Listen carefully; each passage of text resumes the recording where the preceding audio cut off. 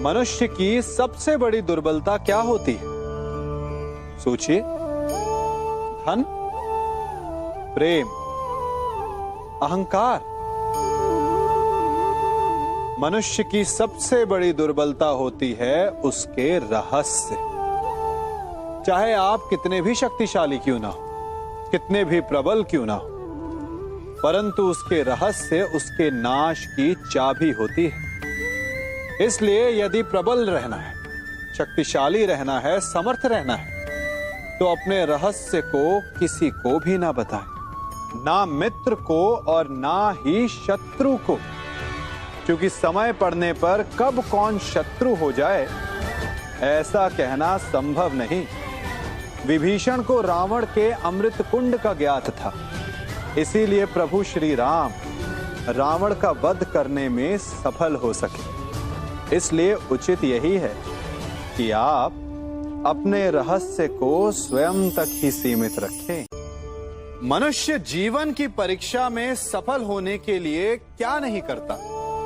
वो परिश्रम करता है, दौड़ भाग करता है, और ये सब करने के पश्चात भी जब उसका काम नहीं बनता तो वो नकल करता है ना? तनिक लौटिए अपने बचपन में, स्मरण कीजिए अपने बचपन की स्मृतियों का। क्या स्मरण हुआ? विद्यालय में जब आप परीक्षा देने जाते थे तो क्या होता था?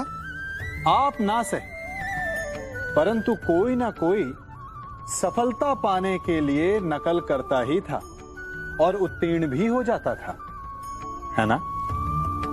परंतु जीवन की परीक्षा ऐसी नहीं होती। नकल करने वाला सफल नहीं होता। कारण विद्यालय में सबके प्रश्न पत्र एक होते थे, परंतु जीवन के प्रश्न पत्र और उनकी कठिनाई सबके लिए भिन्न होती, तो निश्चित रूप से उनके उत्तर भी भिन्न होंगे ना।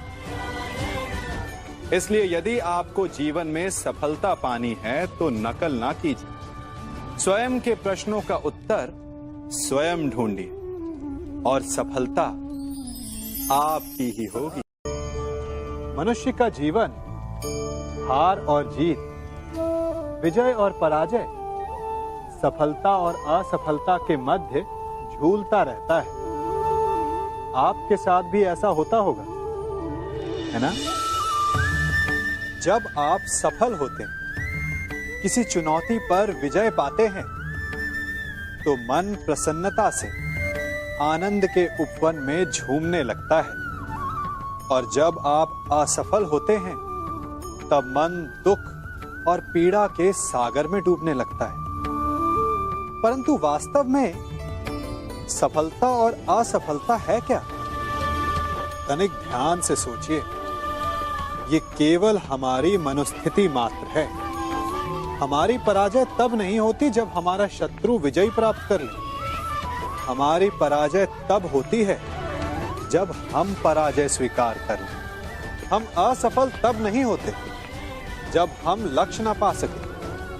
हम असफल तब होते हैं जब हम प्रयास करना बंद कर दें। इसलिए प्रयास करते रहें और हार ना माने, क्योंकि जिस दिन आप हार स्वीकारना बंद कर देंगे, जीत आपके चरणों में होगी। सबने बरगद के वृक्ष को तो देखा ही होगा। क्या आपको ज्ञात है, बरगद के वृक्ष के बीज का आकार राई से भी छोटा होता है, परंतु बरगद का वृक्ष संसार के महाकाय वृक्षों में जाना जाता है।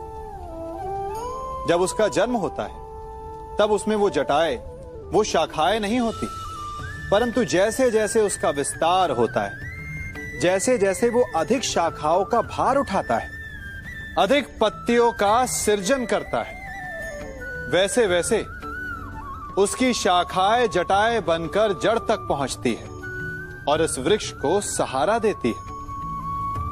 ये जीवन का बहुत महत्वपूर्ण पथ है।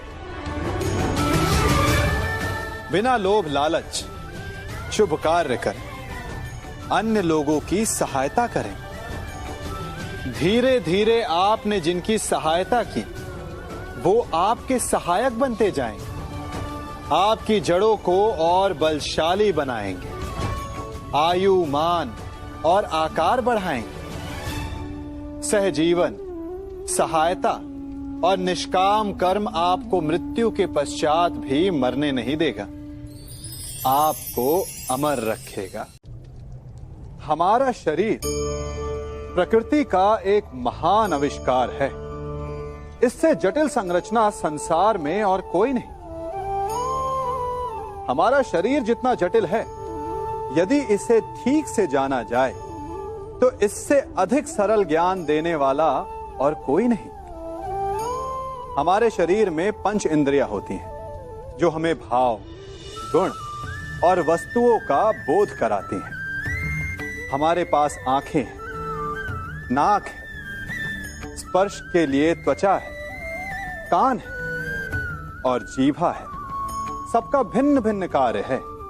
आंखों से देखना, कानों से सुनना, नथनों से श्वास लेना, त्वचा से स्पर्श करना और जीभा से स्वाद लेना।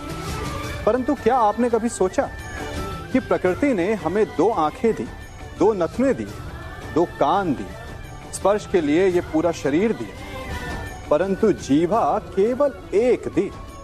ऐसा क्यों? क्योंकि प्रकृति चाहती है कि हम देखें अधिक, सुने अधिक और ज्ञान अधिक अर्जित करें, बोले कम। क्योंकि अधिक वाचाल नाश को निमंत्रण देता है। स्मरण रखिएगा।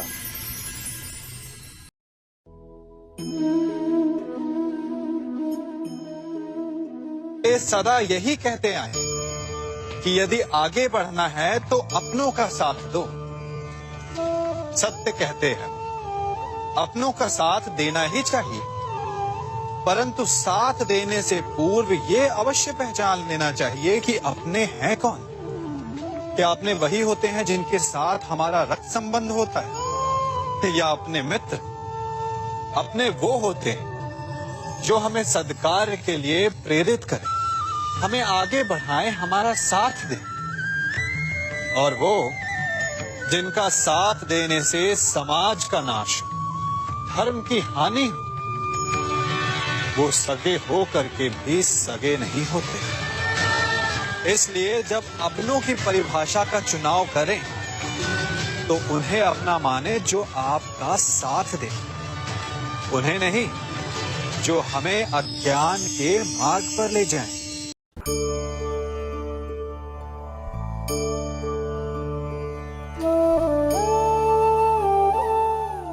आप जिनसे प्रेम करते हैं, सदा उनके समीप रहना चाहते हैं, नहीं चाहते कि कभी अपनों से दूर होना पड़े, बिछड़ना पड़े।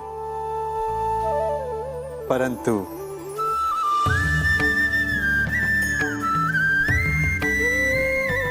एक समय के पश्चात अपनों से दूर हो जाना उन्नति के लिए आवश्यक है। आप माता पिता हैं ना? यदि आप अपनी संतान के जीवन के हर पग पर उनका मार्गदर्शन करते रहेंगे तो आपकी संतान स्वयं मार्ग चुनना कैसे सीखेगी? मार्ग के कांटों से स्वयं को बचाना कैसे सीखेगी? इसीलिए एक समय के पश्चात अपनों से बनाई गई दूरी सदा लाभदायक रहती है। आज मैं आप सबको एक कथा सुनाता हूं। एक दिन प्रातः एक व्यापारी अपने घर से निकला। घर से निकलते ही एक बिल्ली ने उस व्यापारी का मार्ग काट दिया। व्यापारी घबरा गया। वो फिर से घर लौट गया और शुभ घड़ी की प्रतीक्षा करने लगा। और जब वो पुनः अपने घर से निकला तब वो वाहन जा चुका था जिससे राजा तक पहुंचकर उसे भेंट देनी थी। राजा को भेंट नहीं मिली। राजा क्रोधित हो गए। राजा ने उस व्यापारी का व्यापार बंद करवा दिया। इस कारण व्यापारी क्रोधित होकर घर पर अपनी पत्नी से लड़ बैठा। पत्नी अपने बच्चों समेत मैके वापस चली गई और उस व्यापारी के जीवन में यदि कुछ रह गया था तो केवल अंधकार, और इन सब का कारण वो उस बिल्ली को मानता रहा जिसने उसका मार्ग काटा था। ऐसा ही एक दूसरा व्यापारी राजा को भेंट देने निकला और उस व्यापारी का मार्ग भी एक बिल्ली ने काट दिया। वो व्यापारी तनिक घबराया, परंतु उसने आगे बढ़ना अधिक उचित समझा। राजा तक वो समय पर पहुंचा। उसने राजा को भेंट दी। राजा प्रसन्न हुए और राजा ने व्यापारी को अपना व्यापार बढ़ाने की अनुमति दी, स्वर्ण आभूषण दी। जब व्यापारी घर पर पहुंचा तो पत्नी को आभूषण और अपने बच्चों को देने के लिए वस्त्र थे उसके पास। हर ओर प्रसन्नता थी। समझ रहे हैं ना? दोनों के साथ एक ही प्रकार की घटना हुई, परंतु दोनों की प्रतिक्रिया भिन्न थी। ऐसा ही हमारा जीवन भी है। हमारे जीवन में प्रारब्ध का अपना स्थान है, परंतु उससे कई अधिक महत्वपूर्ण हमारी प्रतिक्रिया, हमारे सोच का प्रभाव है, क्योंकि यही हमारे जीवन को आकार देते हैं। इसलिए अपनी सोच को सकारात्मक रखिए। आपका जीवन सदैव आनंदमय।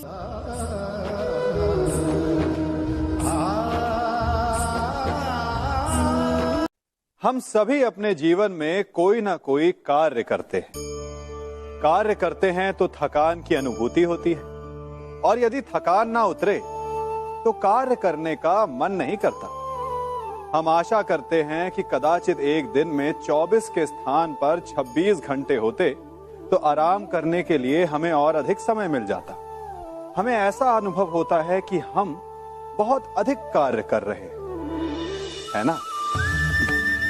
परंतु क्या आपने कभी सोचा है कि जो लोग संसार में सफल हैं, उनके पास भी सफल होने के लिए दिन में केवल 24 घंटे थे? तो फिर वो सफल क्यों हैं? इसका एक छोटा सा रहस्य है। वो कार्य चुनते हैं जो उन्हें प्रिय है, जिसे करने में उन्हें आनंद आता है। उन्हें लगता ही नहीं कि वो कार्य कर रहे हैं, उन्हें लगता है कि वो प्रतिपल आनंद मना रहे हैं। और जब आप आनंद मनाते हैं तो थकान कैसी? इसलिए यदि आप जीवन में कोई भी कार्य करें तो वो आपके मन को भाना चाहिए, या जो कार्य आप कर रहे हैं उसे अपने मन को भा देने दो। सफलता आपको मिलेगी। कभी सोचा है हमारा जीवन भी उस रेत की घड़ी की भांति है? जो रेत नीचे गिर चुकी है वो हमारा अतीत है, जो अब भी ऊपर है वो हमारा आने वाला भविष्य है, और वर्तमान ये संकुचित स्थल है जहां से धीरे धीरे करके रेत गिर रही है। अर्थात हमारे पास जीने के लिए यही एक क्षण है। उसका उपयोग कैसे करना है ये हम पर निर्भर करता है। जो बीत गया उसका दुख मनाना है, या जो भविष्य में होने वाला है उसकी प्रतीक्षा में क्रोध करना है। सब कुछ करने के लिए यही एक क्षण है। प्रसन्न रहना है तो उसके लिए भी यही एक पल है। प्रतीक्षा करते रहोगे तो ये पल भी भूतकाल में बदल जाएगा। इसलिए आनंद के लिए, परोपकार के लिए प्रतीक्षा ना कीजिए। आपके पास जो पल है उनका भरपूर सदुपयोग कीजिए, क्योंकि इस घड़ी को पलटकर आप फिर से समय अवश्य गिन सकते हैं, परंतु अपना बीता हुआ समय आप वापस नहीं लौटा पाएंगे।